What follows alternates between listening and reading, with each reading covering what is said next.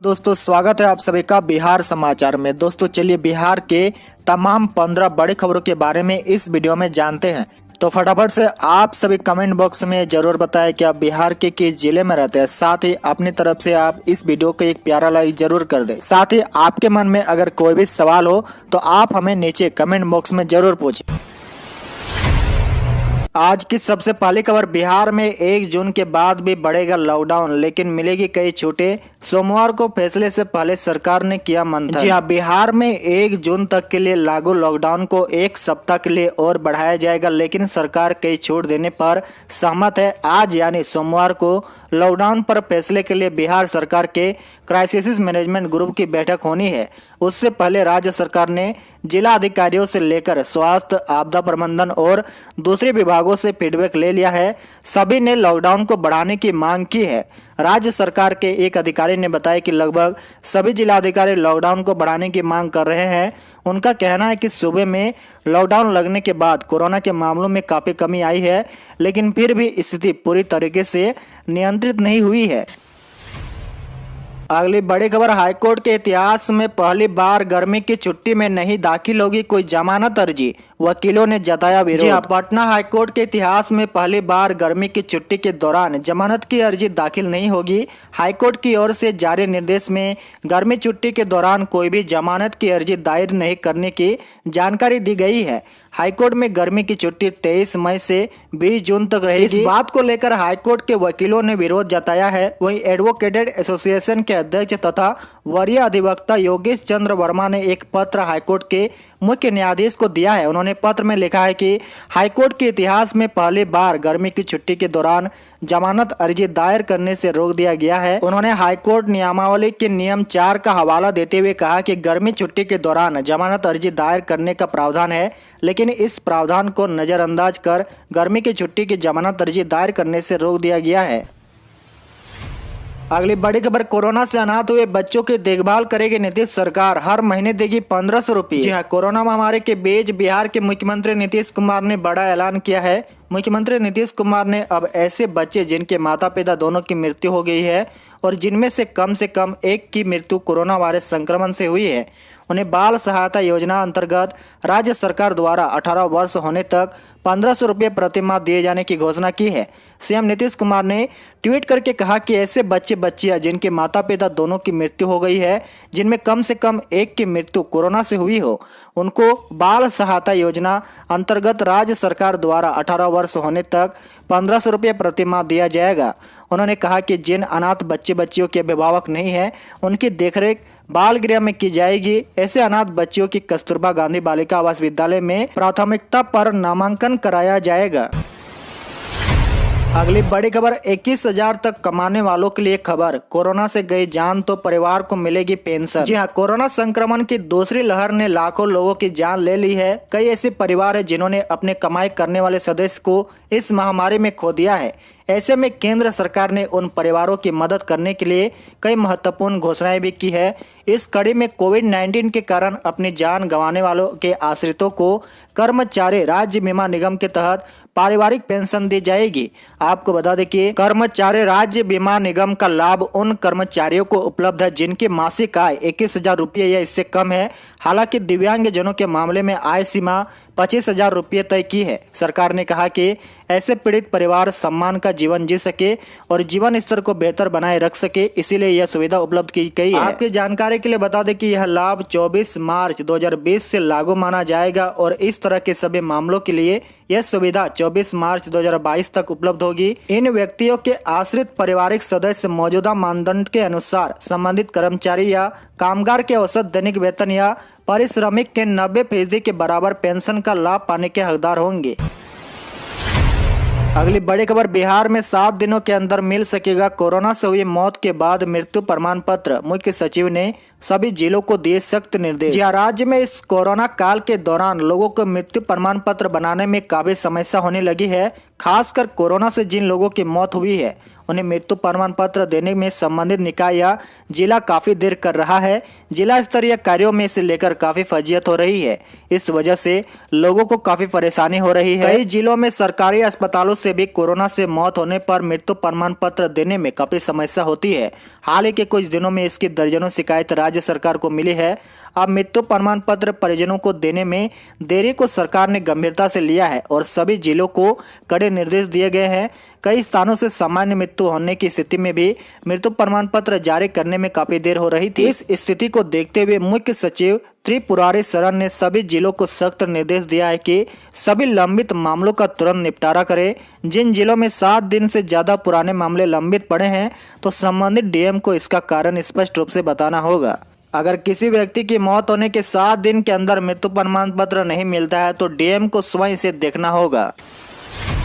अगली बड़ी खबर, बिहार में राशन कार्ड धारियों को घटिया अनाज देने पर होगी कार्रवाई। अब 24 घंटे में बदला जाएगा डीलर को मिला खराब अनाज। जी हां, खाद्य एवं उपभोक्ता संरक्षण विभाग के मंत्री लेसी सिंह ने कहा कि राशन कार्ड धारियों को घटिया या गुणवत्ताहीन अनाज देने की कोशिश की गई तो डीलर और अन्य दोषियों के खिलाफ कार्रवाई की जाएगी। साथ ही उन्होंने कहा कि मुख्यमंत्री नीतीश कुमार के मार्गदर्शन में विभाग गरीबों को गुणवत्तापूर्ण अनाज पूरी पारदर्शिता के साथ मुहैया कराने के लिए पूरी तरह से कृत संकल्पित है। उन्होंने राशन कार्ड धारी सभी लाभुकों से भी अनुरोध किया है कि प्रति व्यक्ति निर्धारित मुफ्त राशन का उठाव करे और सही माप तौल या गुणवत्तापूर्ण अनाज नहीं देने पर उसकी शिकायत संबंधित प्रखंड आपूर्ति पदाधिकारी व अनुमंडल अधिकारी समेत जिला के सक्षम अधिकारियों से करे, जिससे दोषियों पर त्वरित कार्रवाई की जा सके।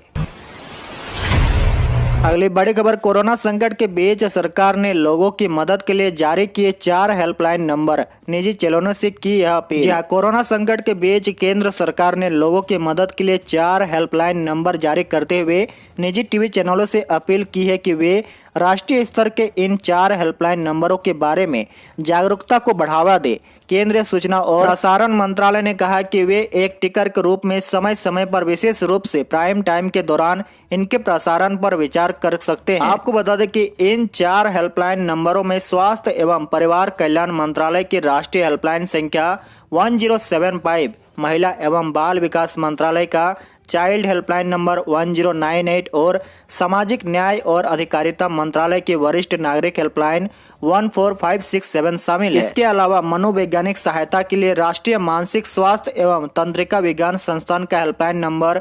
08046110007 भी शामिल है। अगली बड़ी खबर, बिहार में कमजोर पड़ रही है कोरोना की रफ्तार। 8 जिलों में मिले 10 से कम नए मरीज। पिछले 24 घंटे में 1475 नए संक्रमित। जी हां, बिहार में पटना को छोड़कर सभी जिलों में से 100 से कम नए कोरोना संक्रमित मरीज की पहचान पिछले 24 घंटे में हुई है। 8 जिलों में 10 से भी कम नए संक्रमित मिले हैं। राज्य में कोरोना संक्रमित 1475 नए मरीजों की पहचान पिछले 24 घंटे के दौरान हुई है। साथ ही पिछले 24 घंटे में 1,04,94 सैंपल की कोरोना जांच की गई है।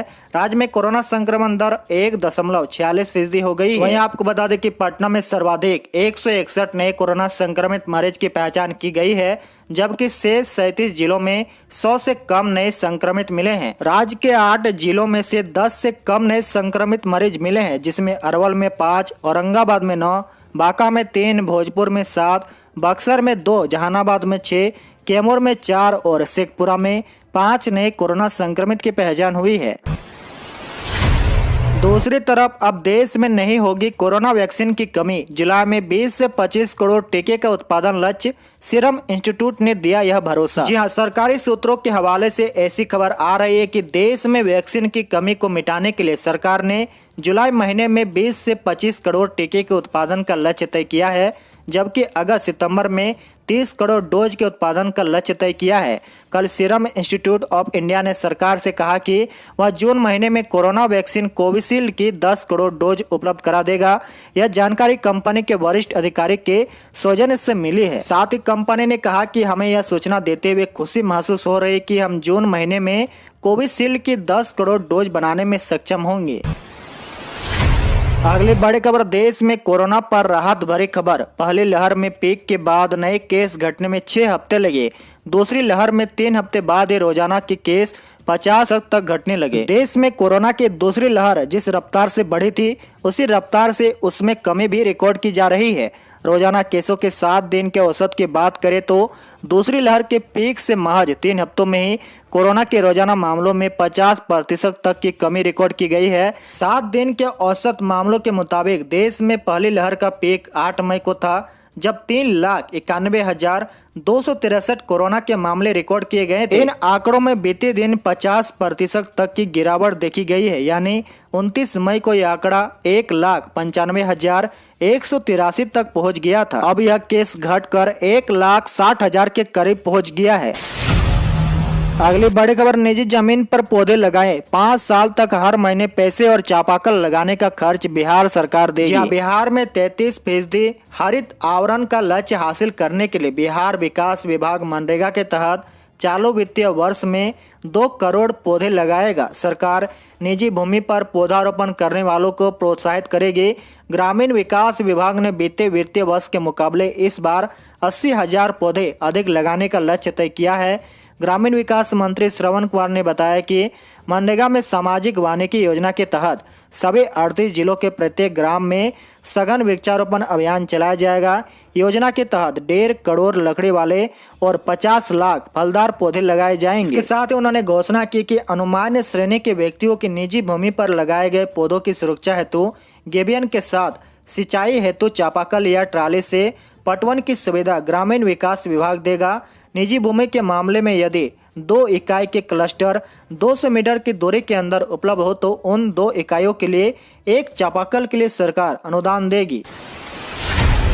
अगली बड़ी खबर, राज्य में पुल पुलिया का निर्माण 15 जून तक पूरा करने पर सीएम के निर्देश। जल संसाधन विभाग की बैठक में जल जमाव नियंत्रण पर कई आवश्यक गाइडलाइन। जी हां, कल यास तूफान के दिन की बारिश में राज्य में जल जमाव की तबाही पर मुख्यमंत्री नीतीश कुमार गंभीर उठे। उन्होंने अधिकारियों से कहा कि वह बाढ़ को लेकर पहले से सतर्क रहे, मानसून सत्र से पहले सारी तैयारियां पूरी कर ले। सीएम ने जल संसाधन विभाग के साथ समीक्षा बैठक में कहा कि मानसून सत्र के पहले पुल और पुलिया का निर्माण कार्य पूरा कर लिया जाए। इनके निर्माण में जनप्रतिनिधियों के सुझाव को नजरअंदाज नहीं किया जाए। उन्होंने कहा कि 15 जून तक पुल और पुलिया का निर्माण कार्य पूरा हो जाना चाहिए। सीएम ने कहा कि जनता की सुरक्षा और सहायता सरकार की पहली प्राथमिकता है। पटना के लिए उन्होंने कहा कि कटाव निरोधक कार्यों में अधिकारियों को और तेजी होनी चाहिए।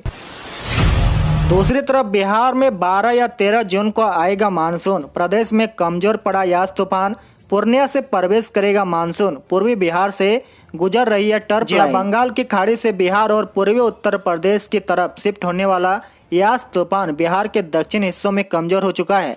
वह बिहार के उत्तर पूर्व हिस्से से होते हुए देश के उत्तर हिस्सों में बढ़ रहा है। इसकी वजह से पटना, गया, शेखपुरा, बेगूसराय सहित अन्य जिलों में 1 से 15 mm तक बारिश रिकॉर्ड की गई। मौसम विभाग के मुताबिक 12 और 3 जून को प्रदेश में मानसून पूर्णिया के रास्ते प्रवेश कर जाएगा।